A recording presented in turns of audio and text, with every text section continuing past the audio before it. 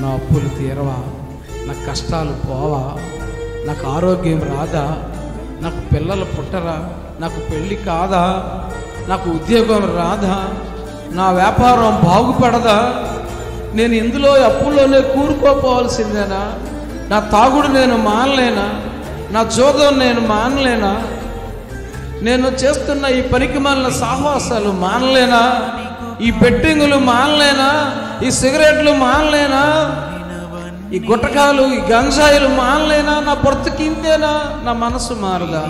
మార్పు చెందాలని ఆశ నీకుంటే నా దేవుడు నిన్ను ఆహ్వానిస్తున్నాడు. విజయవాడ పట్టణంలో ఉంటే రా, కల్వరి ప్రయత్నంపులకి రా, నీకోసం ప్రార్థన చేస్తా, నిన్ను మంచి మార్గంలోనికి తీసుకొచ్చిన దేవుణ్ణి పరిచయం చేస్తా.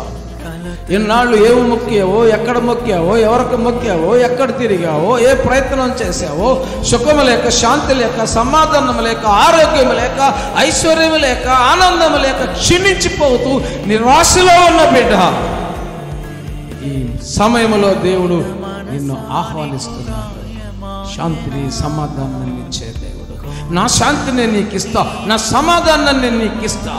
నలిగిపోయిన నీ బ్రతుకుని ఉత్సవింపచేస్తా, చిగురించొచ్చేట్లు చేస్తా. మోడు బారిన జీవితంలో ఉన్నావేమో, ఆ నిరాశలో నుండి నిన్ను ఒక అద్భుతమైన వ్యక్తిగా తీర్చిదిద్దుతాను, రా అని యేసయ్య పిలుస్తున్నాడు. రాగలవా? ఆయన వైపు తిరగలవా?